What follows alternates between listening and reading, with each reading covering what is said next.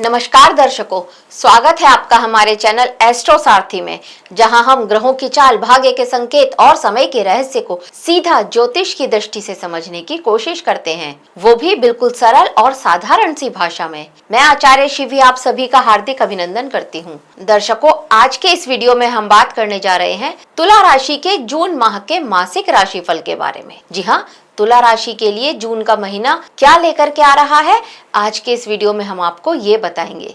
लेकिन उससे पहले अगर आपने हमारे चैनल एस्ट्रो सारथी को सब्सक्राइब नहीं किया है तो तुरंत सब्सक्राइब कीजिए, ताकि ज्योतिष से जुड़ी हुई सारी महत्वपूर्ण जानकारियां आप तक सही समय पर पहुंच सके। तो चलिए शुरू करते हैं और जानते हैं तुला राशि का जून माह का मासिक राशिफल। और यहाँ पर हम सबसे पहले बात करते हैं ग्रहों की स्थिति की और होने वाले गोचर के बारे में। देखिए, तुला राशि, आपकी राशि के स्वामी होते हैं शुक्रदेव, और शुक्रदेव यहाँ पर 7 जून तक रहने वाले हैं आपके भाग्य भाव में, और इसके बाद ये गोचर करेंगे और ये कर्क राशि में आ जाएंगे, यानी कि आपके दशम भाव में। ये शुक्र आपकी राशि के स्वामी होते हैं और ये आपके अष्टम भाव के स्वामी होते हैं। सूर्य ग्रह की बात करी जाए तो सूर्य ग्रह जो कि शुरुआत में रहने वाले हैं वृषभ राशि में, यानी कि आपके 8वें भाव में, और इसके बाद ये गोचर करेंगे 15 जून को और ये पहुंच जाएंगे आपके भाग्य भाव में। सूर्य ग्रह आपके लिए आपके लाभ भाव के स्वामी होते हैं, तो लाभ भाव के स्वामी होकर के जब ये भाग्य भाव में आएंगे, ये एक बहुत अच्छी स्थिति होगी सूर्य ग्रह की आपके लिए। मंगल ग्रह की बात करते हैं। मंगल आपके सप्तम भाव के स्वामी होते हैं और आपके धन भाव के स्वामी होते हैं, और ये मंगल ग्रह यहाँ पर शुरुआत में रहने वाले हैं आपके लिए सप्तम भाव में, अपनी ही राशि में। तो ये आपके लिए एक रोचक नाम का राजयोग बनाएंगे, और इसके बाद ये 20 तारीख को गोचर करेंगे और अष्टम भाव में वृषभ राशि में आ जाएंगे मंगल ग्रह। बुध ग्रह की स्थिति देख लेते हैं। बुध ग्रह शुरुआत में भाग्य भाव में रहने वाले हैं, मिथुन राशि में, अपनी ही राशि में। ये आपके लिए भाग्य भाव के स्वामी होते हैं और आपके 12वें भाव के स्वामी होते हैं, और ये 9th भाव में रहने वाले हैं, और इसके बाद गोचर करेंगे 22 तारीख को और ये आपके दशम भाव में पहुंच जाएंगे। गुरु ग्रह की स्थिति आपके लिए कुछ ऐसी है कि गुरु ग्रह जो आपके 6ठे भाव के स्वामी होते हैं और आपके 3य भाव के स्वामी होते हैं, ये आपके लिए दशम भाव में रहने वाले हैं कर्क राशि में, जहां पर ये उच्च के होते हैं, और ये आपके लिए बनाएंगे हंस महापुरुष राजयोग। शनि ग्रह की स्थिति ये है कि शनि ग्रह आपके लिए 6ठे भाव में बैठे हैं, शत्रुहंता योग बना करके यहाँ पर बैठे हैं। शनि ग्रह जो कि आपके 4th और आपके 5म भाव के स्वामी होते हैं।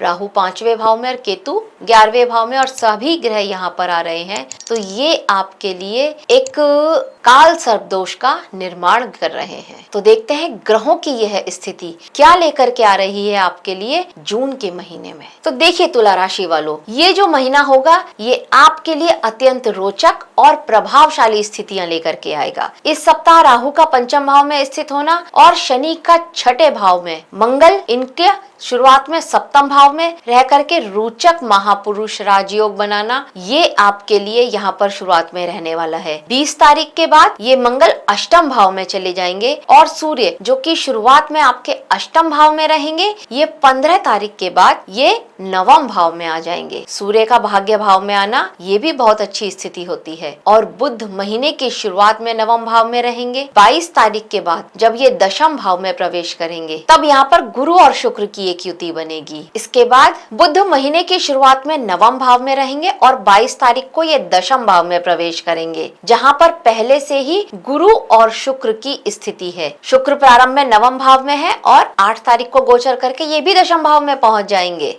और जैसा कि पहले बताया ही है कि गुरु भी दशम भाव में आपके लिए हंस महापुरुष राजयोग बना रहे हैं।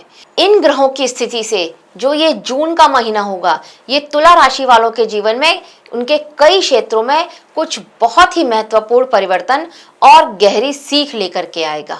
गुरु का दशम भाव में होना और हंस महापुरुष राजयोग बनाना, ये इस बात के संकेत लेकर के आ रहा है कि करियर, प्रतिष्ठा, सामाजिक सम्मान के क्षेत्र में आपके लिए कुछ पॉजिटिव अवसर बनते हुए नजर आ रहे हैं। ये स्थिति व्यक्ति को नैतिकता, ज्ञान और विवेक के आधार पर आगे बढ़ने की प्रेरणा देगी। वहीं शुक्र का भी दशम भाव में आकर के गुरु के साथ युति बनाना मतलब करियर में आकर्षण, लोकप्रियता और आपकी क्रिएटिव क्षमता जो है इसमें आप देखेंगे कि और ज्यादा आपको वृद्धि होती हुई नजर आएगी। अब मंगल जो कि सप्तम भाव में है और आपके लिए रोचक राजयोग बनाएंगे जब तक ये, तब तक आप देखेंगे कि आपके व्यक्तित्व में एक ऊर्जा आप महसूस करेंगे और ये आपके व्यक्तित्व को और ज्यादा प्रभावशाली बनाएगी। आप बहुत ज्यादा एनर्जेटिक महसूस करने वाले हैं। ये स्थिति साझेदारी, विवाह और व्यवसायिक सहयोग में भी साहस और निर्णायकता लेकर के आएगी। यहाँ पर भी आप थोड़ा रिस्क लेकर के कुछ निर्णय ले सकते हैं जो आपके लिए आगे चल करके फायदेमंद भी साबित होंगे। और 20 तारीख के बाद जब यह मंगल अष्टम भाव में आ जाएंगे तब इस समय थोड़ा संयम और सावधानी की जरूरत पड़ेगी। सेहत का भी ध्यान रखना पड़ेगा। यहाँ पर आपको पैसे का कोई भी लेन देन आप कर रहे हैं तो भी आपको थोड़ा सावधान रहना पड़ेगा और जमीन की खरीद फरोख्त कर रहे हैं किसी भी तरह की तो भी आपको यहाँ पर सावधान रहने की जरूरत पड़ेगी तब जब यह मंगल अष्टम भाव में होंगे। जीवन साथी की सेहत को लेकर के भी थोड़ा मोटा प्रॉब्लम्स यहाँ पर आप देखेंगे तो थोड़ा सावधान रहना होगा। राहु का पंचम भाव में होना ये कभी कभी आपके मन को अस्थिर करता है, विशेष रूप से प्रेम संबंधों में या शिक्षा या संतान से जुड़े हुए जो मामले हैं यहाँ पर आपके लिए थोड़ा प्रॉब्लम्स आती हुई नजर आएंगी। संतान से जुड़े हुए मामलों में या शिक्षा, अगर विद्यार्थी है तो आपकी शिक्षा को लेकर के आपको किसी न किसी तरह का टेंशन, स्ट्रेस रहने वाला है। इस समय में प्रेम संबंध में किसी न किसी तरह का मनमुटाव या कुछ गलतफहमी चल रही होगी आपके लिए। आपकी सोच को ये बहुत असामान्य बनाएगा। ये राहु रचनात्मकता को बढ़ाएगा, नई दिशा में सोचने की क्षमता देगा, लेकिन इसके साथ साथ ये कंफ्यूजन भी लेकर के आता है और ऊर्जा को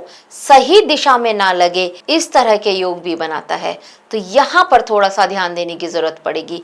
शनि जब छठे भाव में बैठेंगे तो ये भी आपके लिए एक अच्छी स्थिति है। यहाँ पर ये आपके लिए एक शत्रुहंता योग बनाएंगे।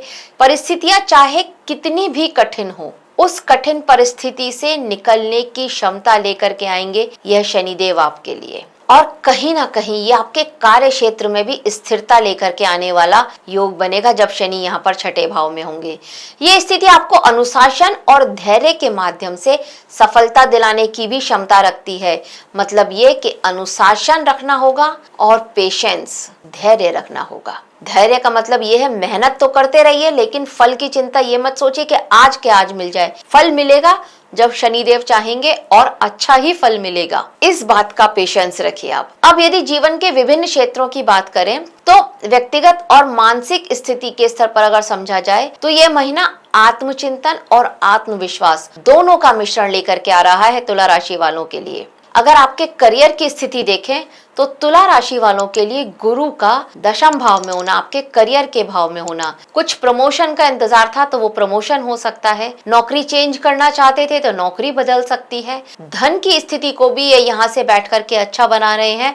मतलब अगर कोई इंक्रीमेंट या बोनस ड्यू था तो वो इंक्रीमेंट और बोनस भी लग सकता है आपका। आपके किसी कम्युनिकेशन के माध्यम से आपका कुछ काम बन जाए आपके वर्क प्लेस पर, इस तरह की स्थिति भी यह गुरु आपके लिए बना रहे हैं। तो गुरु का हंस राजयोग आपके करियर के हिसाब से देखा जाए तो बहुत श्रेष्ठ रहने वाला है। अब अगर आप व्यापारी हैं तो व्यापार की दृष्टि से यहाँ पर मंगल जो कि आपके सप्तम भाव में है, ये मंगल आपके लिए शुरुआत में रोचक राजयोग बना रहे हैं। तो यहाँ पर आपकी मेहनत आपके व्यापार में बहुत अधिक बढ़ने वाली है।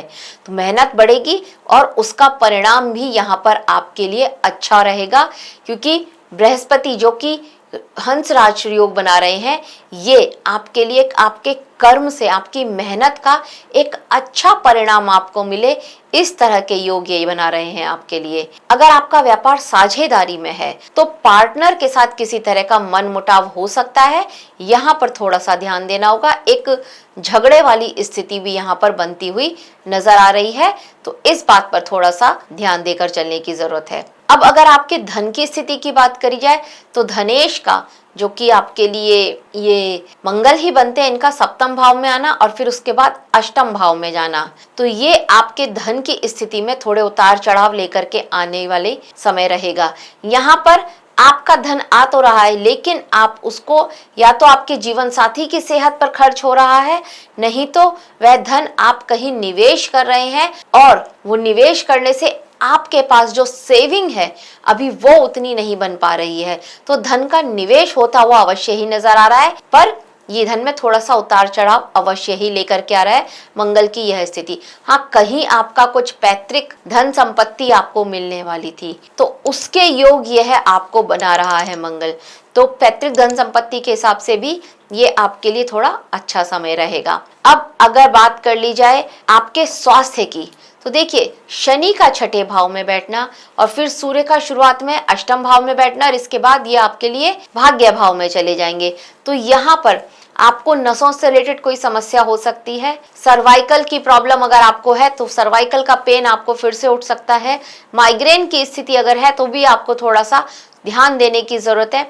मंगल जब तक आपके लिए रोचक राजयोग बनाकर रहेंगे, आपका ब्लड प्रेशर भी अप डाउन होता रहेगा, तो यहाँ पर भी अपने ब्लड प्रेशर को ध्यान देने की जरूरत रहेगी आपको। अब शनि जब छठे भाव में होते हैं ना, तो ये नियमित दिनचर्या अपनाने के लिए कहते हैं, एक संतुलित दिनचर्या अपनाने के लिए कहते हैं कि आप जो भी करें समय से करें, टाइम से करें। तो आप अगर समय से उठेंगे, समय से खाएंगे, समय से सोएंगे, तो आपके लिए सेहत से रिलेटेड जितनी भी प्रॉब्लम्स है उसमें आप थोड़ा कमियां देखते हुए नजर आएंगे। अब आपके प्रेम जीवन की बात कर ली जाए तो देखिए राहु जो भी 5वें भाव में बैठे हैं, ये लगभग यहाँ पर आपके लिए अक्टूबर तक बैठने वाले हैं। तो कहीं ना कहीं आपका आपके प्रेमी के साथ में किसी न किसी तरह का मन मुटाव या कुछ गलत फहमियां चलती ही न आ रही होंगी। आप ये पिछले काफी समय से देख रहे होंगे। हाँ, बीच बीच में शुक्र की स्थिति से यहाँ पर थोड़ा आपने अच्छे पल भी अपने साथी के साथ गुजारे होंगे, लेकिन यहाँ पर कुछ मन मुटाव या कुछ गलत फहमियां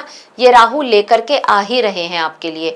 और ऊपर से जब ये मंगल का रोचक राजयोग बनेगा तो आपके क्रोध में भी वृद्धि होती हुई नजर आएगी। तो इसलिए आपको अपने प्रेमी के साथ आप जब बात करें तो थोड़ा नरमी लेकर आएं और थोड़ा सा सोच समझ के बात कर लें। आपकी कही हुई बात का उनको बुरा लग सकता है, ये बात आपको ध्यान रखनी होगी। अगर विवाहित लोगों की बात कर ली जाए तो देखिए मंगल का आप सप्तम भाव में बैठना शुरुआत में और इसके बाद अष्टम भाव में चले आना, तो यहाँ पर आपका आपके जीवन साथी के साथ में किसी बात को लेकर के छोटा मोटा झगड़ा यहाँ पर होता हुआ अवश्य ही नजर आ रहा है।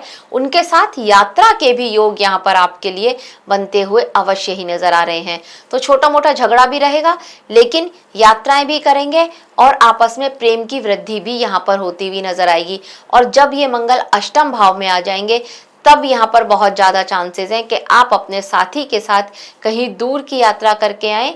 इस तरह की स्थिति यहाँ पर बनती हुई आपके लिए नजर आ रही है। अब अगर उपाय की बात कर ली जाए तो देखिए आपके लिए देवी जी की उपासना करना सर्वश्रेष्ठ है। तो सबसे पहले आप अगर कर सकते हैं तो आप देवी जी की उपासना करें। मंदिर में जाकर के दिया अवश्य ही जलाएं देवी के सामने, आपके लिए बहुत श्रेष्ठ है। आप मंदिर नहीं जा सकते हैं तो अपने घर में आपने जहाँ भी देवी जी की स्थापना की हुई है वहाँ पर उनके सामने दिया अवश्य जलाएं। कोई सी भी देवी हो उनके सामने दिया अवश्य ही जलाएं, ये आपके लिए बहुत अच्छा रहेगा। एक लाल फूल या सफ़ेद फूल जो खुशबूदार हो वो अर्पित कर सकते हैं, ये भी आपके लिए बहुत श्रेष्ठ रहेंगे। हनुमान चालीसा का पाठ करना रोजाना, ये भी आपके लिए बहुत ज़्यादा ज़रूरी है। हनुमान चालीसा का पाठ करेंगे तो मंगल आपको शुभ फल देंगे और ये रोचक राजयोग का अच्छा परिणाम, अच्छा आप प्रभाव देखेंगे अपने ऊपर। और इसके साथ साथ अगर आप हल्दी और केसर का तिलक करते हैं तो भी आपके लिए बहुत श्रेष्ठ है। हल्दी का या फिर केसर का, दोनों में से किसी का भी तिलक आप रोज कीजिए। ओम ब्रह्म बृहस्पते नमः, इस मंत्र का जाप अगर आप करते हैं तो भी आपके लिए यह जून का महीना बहुत श्रेष्ठ रहने वाला होगा। तो दर्शकों, यह था तुला राशि के लिए जून के महीने का मासिक राशिफल। आशा करते हैं आपको हमारे द्वारा दी गई जानकारी अच्छी लगी होगी। अगर अच्छी लगी है तो हमारे वीडियो को लाइक करें, शेयर करें और हमारे चैनल एस्ट्रो सारथी को सब्सक्राइब करना ना भूलें। धन्यवाद।